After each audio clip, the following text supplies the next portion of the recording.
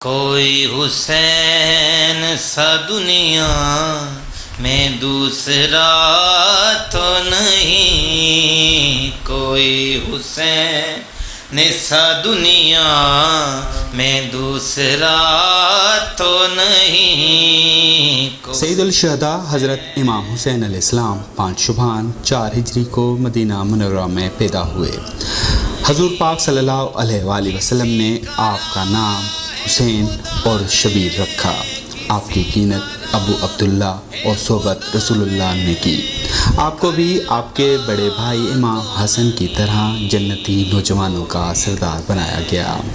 آپ کو اپنے ان دونوں نواسوں سے بے حد محبت تھی۔ آپ صلی اللہ علیہ وآلہ وسلم نے انہیں اپنے گلدستے کہا کرتے تھے۔ حدیث مبارک میں ارشاد ہوا، جس نے ان دونوں امام حسن اور امام حسین سے محبت کی اس نے مجھ سے محبت کی، اور جس نے ان سے عداوت کی اس نے مجھ سے عداوت کی۔ آپ کی ولادت کے ساتھ ہی آپ کی شہادت کی خبر بھی آن حضور صلی اللہ علیہ وآلہ وسلم کو مل چکی تھی۔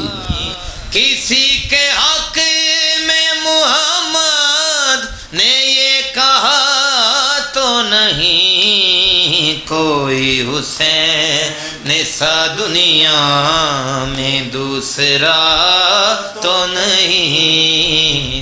یزید بہت فاجر، شرابی، بدکار، ظالم اور بے ادب، گستاخ اور بے دین تھا۔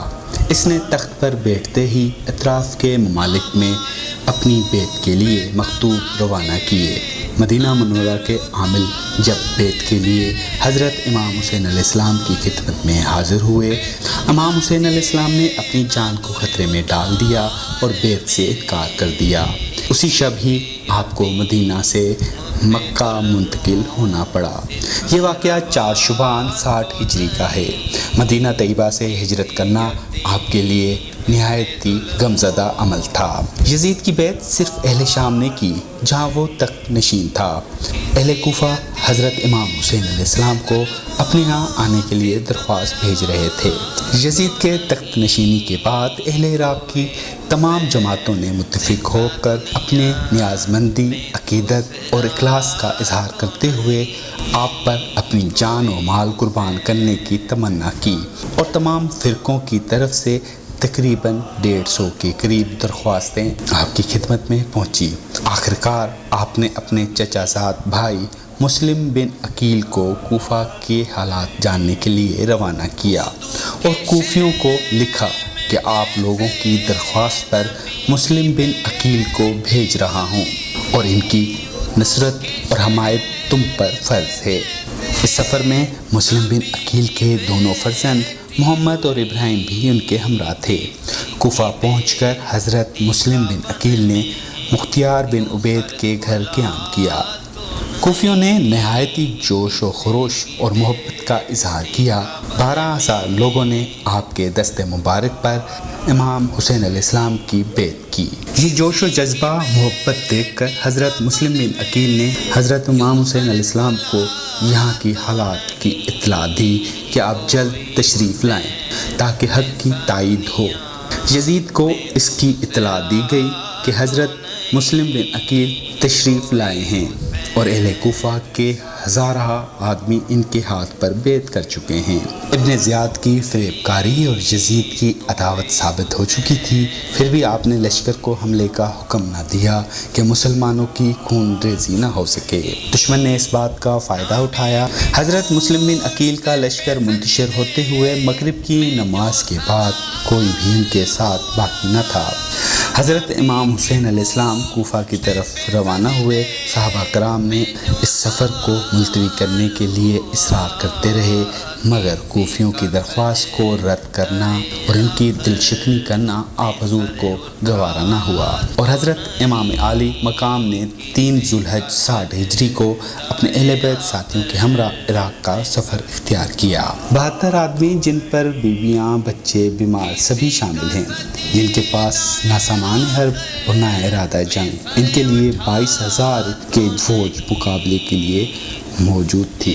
کسی یتیم پہ ظلم و ستم روا تو نہیں، کسی یتیم پہ ظلم و ستم روا تو نہیں. 7 محرم کو فرات کا بے حساب پانی ان سیاہ باطینوں نے خاندان رسالت پر بند کر دیا. 3 دن گزر گئے مگر مصاحب کا ہجوم ان کی عظمت کو منتزل نہ کر سکا. 10 محرم تک یہی حجت رہی. امام حسین علیہ السلام یزید کی بیعت کر لیں گے، لیکن آپ نے مسلمانوں کی تباہی اور بربادی کو گوارا نہ کیا اور اپنا گھر لٹانا اور خون بہانا منظور کر لیا. مگر اسلام عصمت میں فرق آئے یہ آپ کو برداشت نہ تھا. اب امام حسین کو یقین ہو گیا مسالت کی کوئی صورت باقی نہ رہی. اس وقت حضرت امام حسین علیہ السلام نے اپنے خیموں کے گرد خندق کھودنے کا حکم دیا. خندق کھودی گئی اور اس کی صرف ایک راہ رکھی جہاں سے نکل کر دشمن سے مقابلہ کیا جائے. خندق میں آگ لگا دی گئی تاکہ اہل خیمہ دشمنوں کی ایذا سے محفوظ رہ سکیں. 10 محرم کا قیامت خیز دن طلوع ہوا. جمعہ کا دن تھا. حضرت امام عالی مقام نے اہل بیت اور تمام رفقا کے ساتھ فجر کی نماز ادا کی. جنگ کے نگارے بجا دیے گئے. امام حسین نے اس وقت یہی خطبہ بھی ارشاد فرمایا تاکہ حجت تمام رہے. پھر بھی جنگ کا آغاز ہو گیا. علی مرتضیٰ کے خاندان کے بہادروں نے کربلا کی تشنہ لب زمین کو دشمنوں کے خون سے لال و زار کر دیا.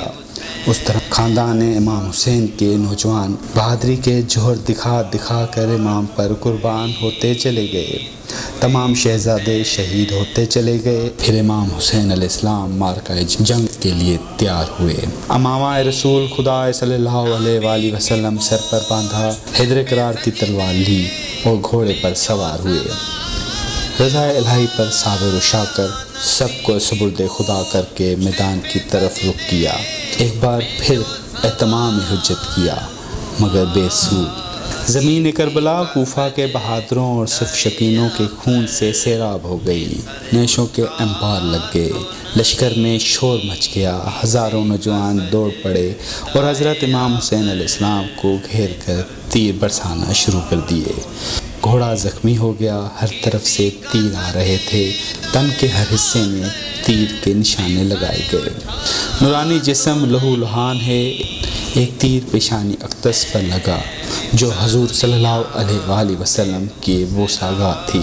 حضرت امام حسین میں نہا گیا اور آپ شہید ہو کر زمین پر گر گئے. روایت ہے کہ جب امام حسین علیہ السلام شہید کیے گئے تو آسمان سے خون برسا اور اس روز جو بیت المقدس سے جو پتھر اٹھایا جاتا تھا اس کے نیچے تازہ خون پایا گیا. شہادت کے روز اندھیرا ہو گیا اور 3 روز مکمل اندھیرا رہا. جہاں میں کرتا کوئی ذکر لا الہ تو نہیں، کوئی حسین سا دنیا میں دوسرا تو نہیں، کوئی حسین سا دنیا میں دوسرا تو نہیں.